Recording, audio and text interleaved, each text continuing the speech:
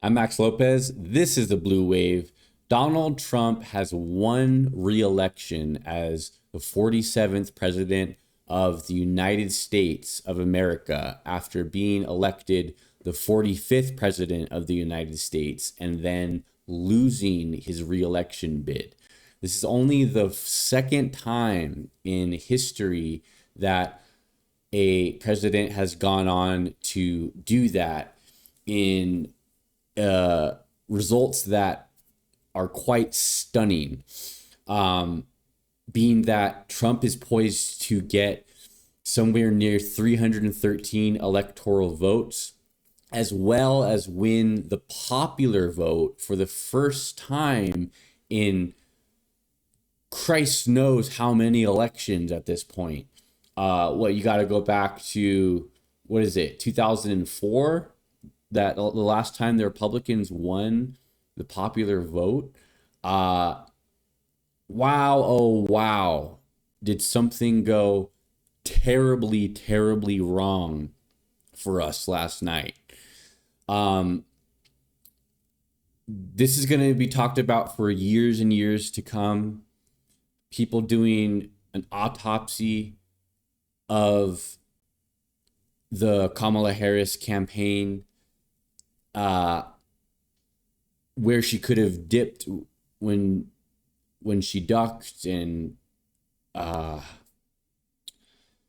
just going back and looking at over all the different minute decisions that were made throughout the campaign. But ultimately, what happened last night is that people failed to show up for the Democratic Party in the numbers that needed to happen.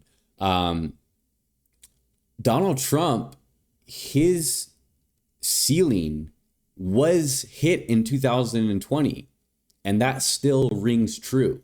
He got more votes in 2020 than he is going to get in this 2024 election, and it was a winnable election. But what ended up happening was that the Democratic support was so suppressed. And I'm not going to be able to really dive into or dissect really too much of the reasons why that necessarily happened at this moment in time, because there's still so much that we don't know, and there's still, in fact, results still coming in from this election. So I don't want to get into too much of that. All I want to say is we should not panic at this time, because 2026 is a very short time away. And what we need to do is we need to figure out what we're going to do to win in 2026. And that hard work needs to begin immediately. We don't have too much time to mope about and pity the results of this election. Very, very disappointing. I'm extremely disappointed. But 2026 is a short time away. And what we know about Donald Trump's governing ability and the policy that he is proposing is that, unfortunately, ultimately, it is bound to be very, very unpopular when the realities of some of what Donald Trump wants to implement in this country, if it comes to pass, comes to pass. So what we have here is an opportunity to get rid of this movement, rid ourselves of MAGA once and for all. It wasn't in 2024, but it can be in 2028. And the balance of power in Congress very much so can tip back to the Democrats in 2026. And it was a very narrow margin that we lost the Senate by. So ultimately, that would be something that would be huge in being a check on Donald Trump's potentially unfettered power that we are about to experience. But I think that we have to look forward to that fight. We have to, yes, look at what went wrong here with this race and do the autopsy and mourn our emotions and feel the emotions that we're feeling in regards to the results of this election. But the fight continues. This is not it. This is a very, very hard fought battle that we have unfortunately lost against Trump. But this is not the end. The fight continues.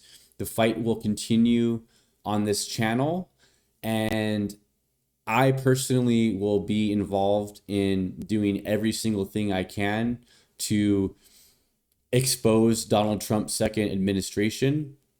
And we are going to win back power in this country.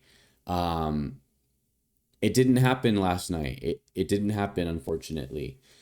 Harris had a good opportunity. She put herself in a good spot. She ran a very, very good race. But I think that we're going to have to do a bit of soul searching. Ultimately, we're going to have to look at what went wrong.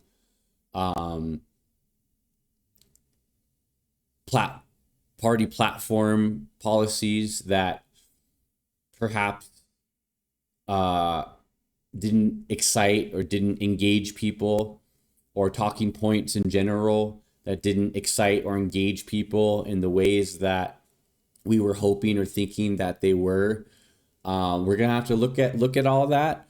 Now's not necessarily the time for that, but there will be a time and place for that, and that's gonna all factor into ultimately where the party is gonna go in 2026 and in the next presidential election in 2028.